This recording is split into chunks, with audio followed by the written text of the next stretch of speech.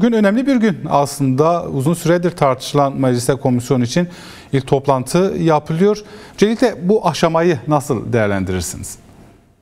Tabii bu önemli bir aşama. Anlaşılan istişareler sürecek. Fakat somut olarak partilerin yazılı görüşlerinin toplantıda uzun uzun konuşulduğunu düşünüyorum.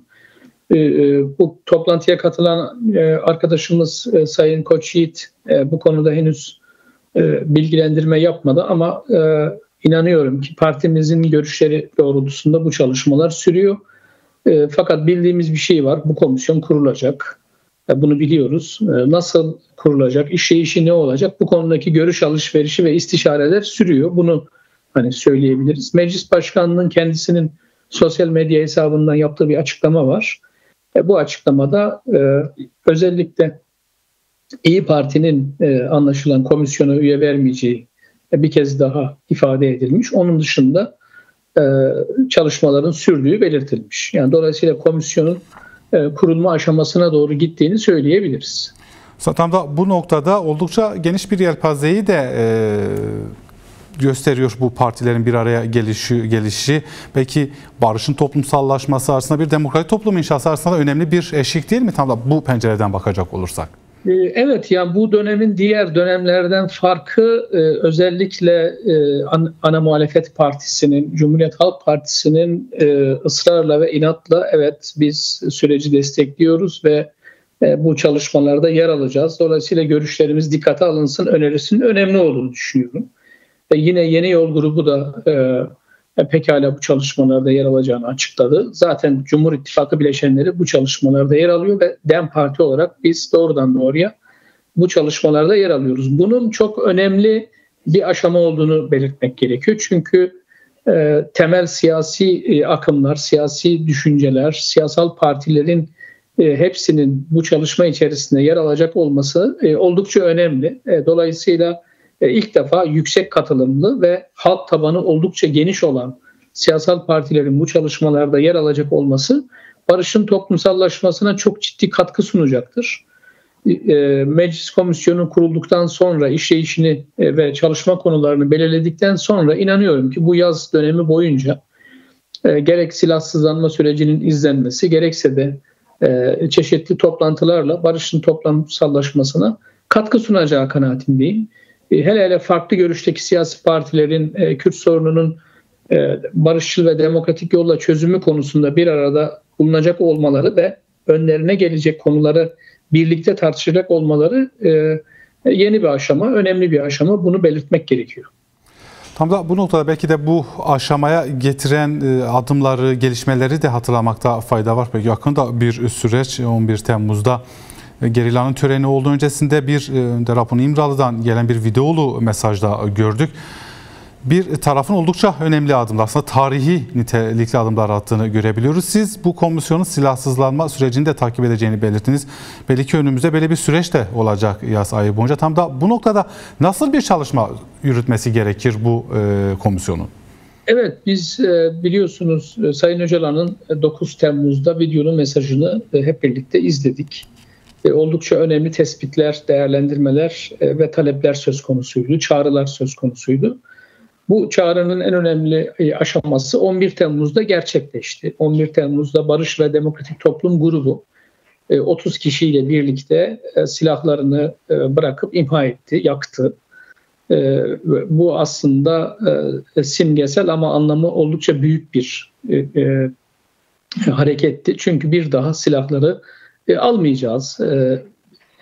Sayın Öcalan'ın Barış ve Demokratik Toplum çağrısını uyacağız mesajıydı. Ama bunun için siyasi ve hukuki zeminde atılması gereken adımlar var.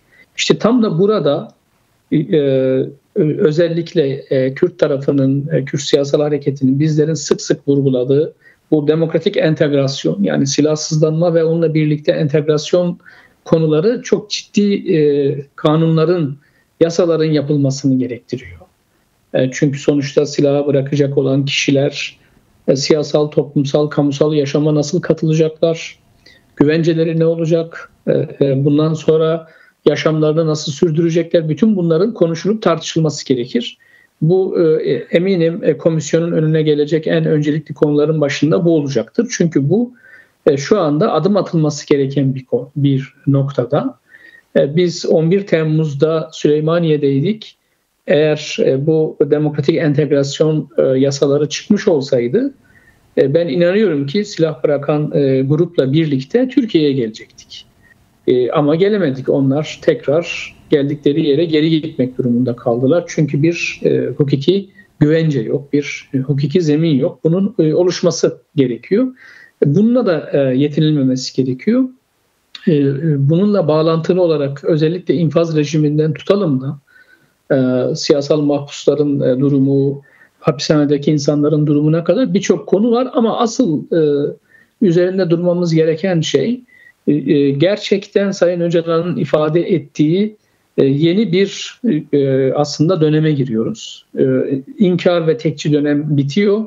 Halkların kabul edildiği, kimlik ve kültür haklarının güvence altına alındığı ve halkların birlikte aslında geleceklerini demokratik toplumda inşa edecekleri bir sürece giriyoruz. Bununla ilgili Sayın Öcalan'ın tezlerini biliyoruz. Sayın Öcalan'ın tespitlerini biliyoruz. Söylemlerini biliyoruz. Bu noktada özellikle Cumhurbaşkanı Erdoğan'ın 12 Temmuz'daki konuşmasında çeşitli yeni tespitler ve kavramlar var.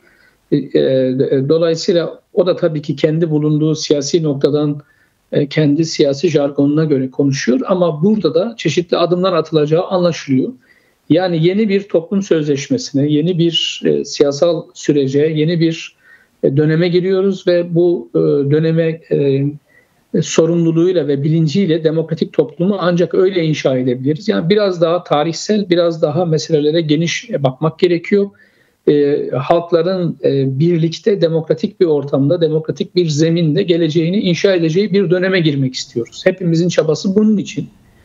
Ben bu bağlamda aslında çok temel konular önümüzde duruyor. Evet. Şimdiden bazı konular tartışıldı, onlara girmek istemiyorum ama hakikaten herkesin bu yeni döneme hazırlıklı olması gerekiyor. Bunları belirtebilirim. Belki meclis odaklı bir çalışma olacaktır elbette komisyon aracılığıyla ki önemi de oldukça yüksek meclisin. Bunu dışarılamıyoruz, öyle anlaşılmasın. Belki komisyon çalışmasını yaparken alt komisyonlar yer yer dile getirildi olabilir mi? Çünkü sizin de dile getirdiniz. Yeni bir dönem, tarihi bir döneme giriyoruz. Bunun tamamen topluma anlatılması, toplumsallaştırması için birçok alanda çalışma yapılması gerekiyor. Elbette yani bu komisyon öncelikle siyasi partiler kendi içinde komisyon üyesi milletvekilleriyle birlikte çalışacak kendi komisyonlarını kurmaları gerekiyor. Biz parti olarak bu konuda kendi komisyonumuzu oluşturduk. Çalışmalarımıza da başladık. Zaten daha önceden de bazı çalışmalarımız vardı. Diğer partilerin de bunu yapması gerekiyor. Yine bu komisyon çeşitli alt komisyonlar kurarak sivil toplum örgütleriyle, kitle örgütleriyle, emek meslek örgütleriyle, hak örgütleriyle, hukuk örgütleriyle, birçok farklı alandaki kişilerle, aydın ve yazarlarla birlikte çeşitli tematik buluşmalar yapabilir, toplantılar gerçekleştirebilir ve birçok noktada hazırlık yapabilirler. Ayrıca yine bir alt komisyon vasıtasıyla da özellikle silahsızlanma sürecinin izlenmesi noktasında çeşitli temaslarda bulunabilirler. Mesela bu komisyon İmralı'ya gidip Sayın Öcalan'la görüşebilir. Önünde hiçbir engel olmadığı kanaatindeyim. Bütün bunları gerçekleştirebilir. Ama her partinin de kendi çalışmalarını yapıp toplantıları gerçekleştirmesi gerekiyor. Bakın bugün ilginç bir şey oldu. MHP Genel Başkan Yardımcısı Sayın Öcalan'ın kitabının da masasında olduğu bir fotoğrafını paylaştı. Demek ki herkesin birbirini daha iyi tanınması gerekiyor. Daha iyi anlaması gerekiyor. Bunun için de okuması gerekiyor. Bunun için de buluşmaların gerçekleşmesi gerekiyor. Bu buluşmalar hem siyasal partilerin birbirlerini daha iyi anlamasını sağlayacaktır. Hem de toplum bazında, toplum kesiminde farklı toplumsal kesimlerin bir arada konuyu daha sağlıklı tartışmalarına zemin hazırlayacaktır. Yani komisyonun bu konuda özellikle barışın toplumsallaşması noktasındaki görevlerinin ben önemli olacağı kanaatindeyim. Yasa yapma konusu elbette ki meclise aittir. Komisyon zaten belli yasalarda uzlaşırsa zaten meclisin çoğunluğunu komisyonu oluşturan partilerden oluştuğu için çok daha rahat bu yasalar yapılabilecektir. Ama bir an önce bu komisyonun meclis tatile girmeden kurulması ve bu çalışmalara başlanması gerekiyor. Biz parti olarak toplantılarımızı sürdürmeye devam ediyoruz. Çalışmalarımızı gerçekleştiriyoruz. Keza bazı partiler de bu çalışmaları yapıyor ama bu konuda çok da zaman kaybetmeden meclis komisyonunun kurulmasının faydalı olacağını belirtmek isterim.